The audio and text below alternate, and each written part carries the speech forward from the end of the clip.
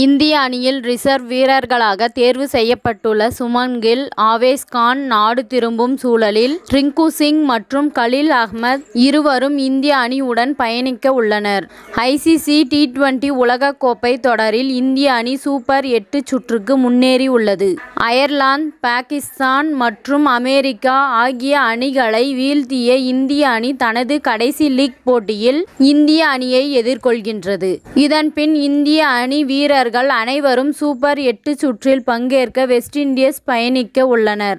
இதனிடையே இந்திய அணி நிர்வாகம் முக்கிய முடிவு ஒன்றை எடுத்துள்ளது. 15 வீரர்கள் கொண்ட இந்திய அணியுடன் 4 பேர் ரிசர்வ் வீரர்களாக பயணித்தனர். ரிங்கு சிங், சுமன் கில், ஆவேஸ் கான் மற்றும் கலீல் அகமது ஆகியோர் தேர்வு செய்யப்பட்டு இந்திய அணியுடன் அனுப்பப்பட்டனர்.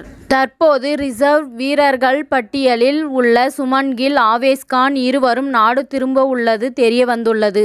கனடா அணிக்கு எதிரான லீக் போட்டி முடிவடைந்த பின் அமெரிக்காவில் இருந்து சுமன் கில் மற்றும் ஆவேஸ் கான் இருவரும் இந்தியாவுக்கு புறப்பட்டுள்ளனர்.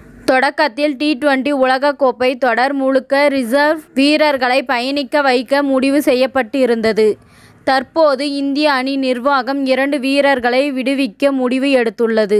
சுமன் கில் மற்றும் ஆவேஸ் கான் இருவரும் நாடு திரும்பும் நிலையில் ரிங்கு சிங் மற்றும் கலீல் அகமது இருவரும் இந்திய அணியுடன் பயணிப்பதற்கான காரணம் ரசிகர்களுக்கிடையே ஆவலை ஏற்படுத்தியுள்ளது. ஏனென்றால் சஞ்சு சாம்சன், குல்தீப் யாதவ் மற்றும் சாஹல் ஆகியோர் மாற்று வீரர்களாக பெஞ்சில் உள்ளனர். இருப்பினும் ரிங்கு சிங் இந்திய அணியுடன் பயணிக்க உள்ளார். இதனால் சூப்பர் 8 சுற்றில் நிச்சயம் ட்விஸ்ட் இருக்கும் என்று பார்க்கப்படுகின்றது. ஏற்கனவே 2019 உலகக்கோப்பையில் விஜய் சங்கர் உள்ளிட்ட வீரர்கள் காயமடைந்த போது ரிஷப் பண்ட் திடீரென களமிறக்கப்பட்டார்.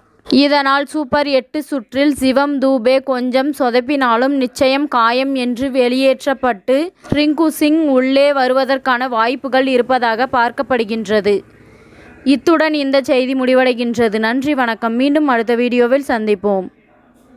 மேலும் இதுபோன்ற சுவாரஸ்யமான தகவல்களை அறிய தமிழ் சிறை சேனலை சப்ஸ்கிரைப் பண்ணுங்க, ஷேர் பண்ணுங்க, லைக் பண்ணுங்க மற்றும் கமெண்ட் பண்ணுங்க.